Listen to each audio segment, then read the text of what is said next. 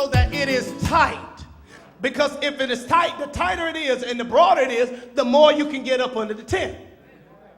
But if the stakes are loose and the cords are loose, there's a possibility that the tent can fall in, or you got dips in your tent, and people got to do all of this whenever they're in your tent. Are y'all following me? Are y'all under the tent with me right now? Y'all seeing this?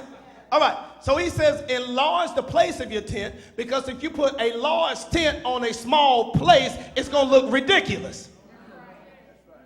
Now, so whenever he says, camera, television, whenever he says enlarge the place of your tent, what he's saying is you've got to enlarge your mind. Because your tent can only be as large as the place that's building it.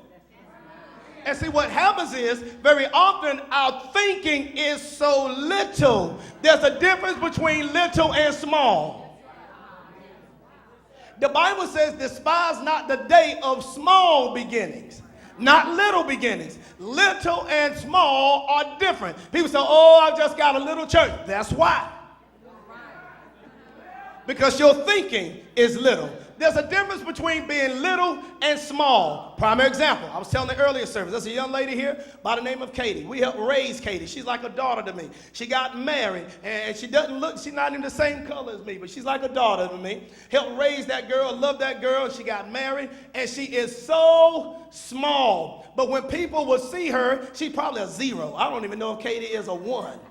She's probably a 0, a negative. Do they make negative size in clothes? She's probably like a -3 in a shirt.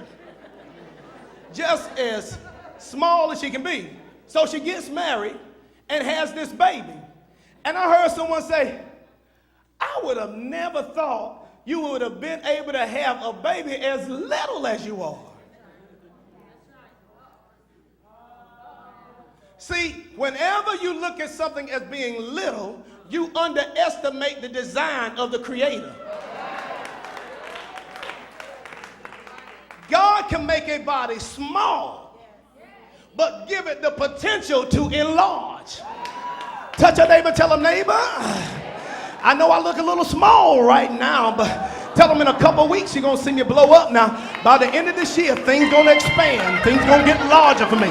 Things going to get bigger for me.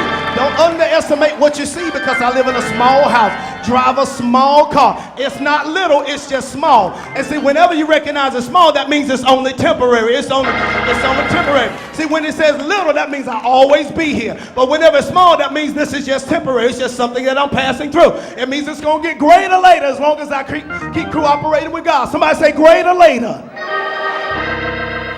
Now, so he says, expand the place of your tent. In other words, don't be focused on the tent. Be focused on getting a bigger place. Are y'all hearing me in here this morning? So what he's saying is, watch this. He said, expand the place of your tent. So they had a tent. They already had one. That's why he said, expand the place of your tent. They already had something to work with. But what they were working with in their mind, God said, your mind is too small. Your thinking is too small. I want you to expand, because later on he gets down to dispossessing nations. In other words, to dispossess something means this. Okay? Now. Right now I'm giving you this microphone. You have it within your what? Possession. Does that microphone belong to me now? No, I gave it to her. She has it within her what? Possession. To dispossess means I come and take your microphone, and now what was yours becomes mine. So he said, if you will enlarge the place of your tent, I will give you the ability to go take from the enemy and bring it and put it up under what? Your tent. But see, based upon how large you make the place of your tent, is determined, watch this, what you put under it is determined by how big you make it. So if you make the place of your tent large, you can go take it from here Give me that. Give me that. Give me that. Are you hearing what I'm saying? So in other words, pass this back out and let's make sure this checkbook get who name you. But we don't want that under your tent, Pastor Nally. So in other words, what it's saying here, based upon how you enlarge your place will determine what you can put up under your tent. So if you're okay with fitting 2 or 3 under your tent, fine. But if you want to get a lot more under your tent, you're going to have to make the place bigger, not the tent. That is your thinking. You have to think differently. You have to think bigger. You have to think larger. You have to expand your thinking. It means, watch this, to enlarge means to add to. Y'all getting anything out of this? I know we worship, and I'm giving y'all a drive-by message this morning. I want you to feel like I cheated you. But guess what? You're going to get it even better now. Tell your neighbor, you're going to get it even better now. It's only going to take me 5 minutes. Now,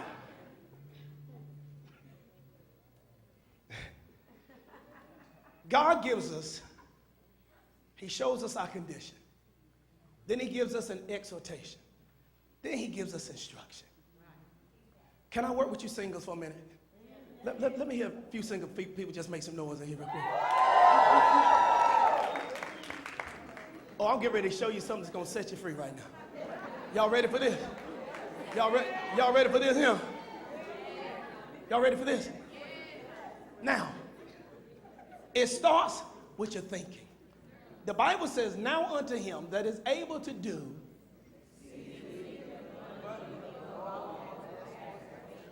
exceeding and abundantly above all you can ask or think. So what it is doing is saying there is a direct correlation between what comes out of your mouth and what's in your hand.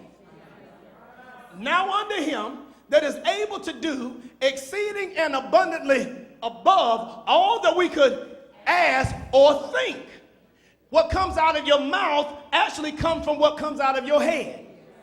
So your asking is lined up with your thinking. And when your asking is right and your thinking is right, it comes into agreement. And when your correct asking and correct thinking comes into agreement, that is what releases the power that works in you. That's why it says, now unto him that is able to do exceedingly and abundantly above all we could ask or think. Watch this, asking and thinking equals power. According to the power. See how the power is? The power comes at the end of your thoughts. That's why the Bible says, as a man, so is he. So if you think you are little, you'll always stay little. Are you hearing me? So he says, change your thinking, and in changing your thinking, it expands your ability to put more under your tent. Are you understanding? Singles. Hey, ladies. Now, so God gives us instructions. I'm going to be quick, but I'm going to work with it. Can I show you why your Boaz might not have shown up yet? I'm waiting on Boaz. I hear it all the time. And I see that you're not, because you go for anybody that shows you a little attention. Oh, I know it's going to get quiet. It's okay. It's okay. Told you, I don't preach for applause and I don't preach for the tithe. I give you the truth. Watch this. Now, Ruth, that's where we get the story of Boaz. And we jump, we shout, we hook, we buck, we get t-shirts about Boaz. Y'all heard it around here. I'm waiting on my Boaz. I'm waiting on my Boaz. You either waiting on Boaz or you waiting on broke. I didn't say anything. I didn't. Y'all went there. I didn't. I didn't. But you're waiting on one of the two.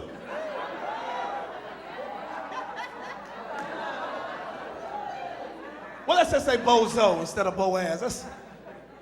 That's a much better euphemism. Watch this. Ruth goes out into the field. She's with an older woman named Naomi. The reason that she got her man was because she was first willing to submit to some mentor. She was willing to get under somebody that knew how to do it right. Not her girlfriends that got them coming in and out of the house. I'm trying to help you, ladies. Now, so she positions herself with a lady named Naomi. Naomi revealed her condition because her husband had died over there in Moab. Her husband had died. So she understands her condition. I don't have a husband. I don't even have a child. I don't know what my future is. I'm in a land that I'm uncomfortable with. Never been in this place before. But she says, Naomi, I trust you. So she hooks up and she walks through with Naomi. Naomi says, you know what? Go out into the field and work. In other words, you won't be able to get a man laying in the house. Y'all quiet.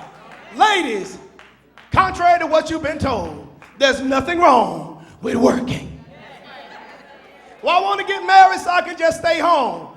Brothers, if that's the first thing that comes out of her mouth, that ain't who you want. Oh, it's quiet now.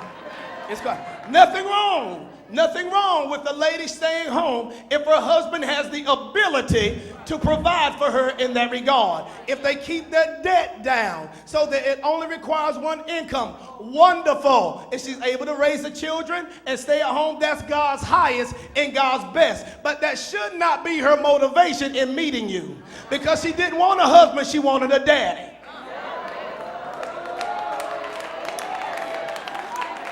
That's what daddies do. They pay for you. They do all of those things. They clothe you. That's what daddies do. So you've got to ask yourself a question. Do I want a husband or do I want a daddy?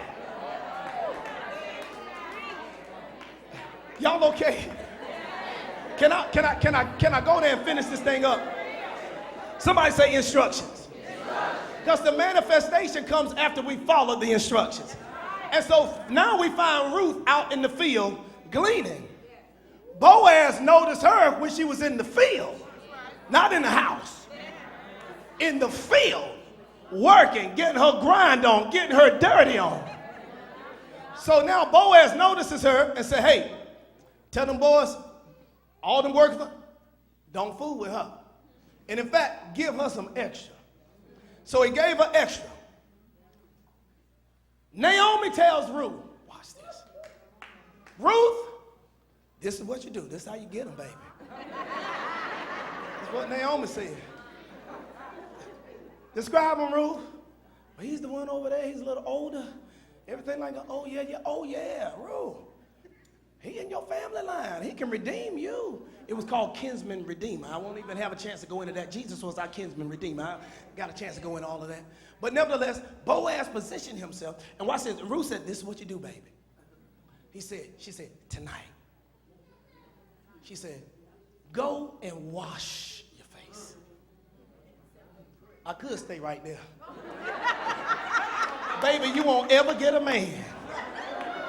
Not one that's going to stay if you don't have good personal hygiene. Men, you won't ever get a woman that's ready to flip and trip and dip and all of that with grease up under your fingers and deodorant caked up under your arms. You need to have a fresh haircut. You need to have your toenails clipped. Come on. You need to wash them private parts. And so nevertheless, somebody say, deal with it, Pastor. I told you that's why we got children's church now. I told you children learn on their level, the adults learn on theirs. Watch this. Watch what it is. Watch what it is. So she tells her, go and wash. Said, go wash. This is what a mother is telling her. Wash, get clean. Get your hair done.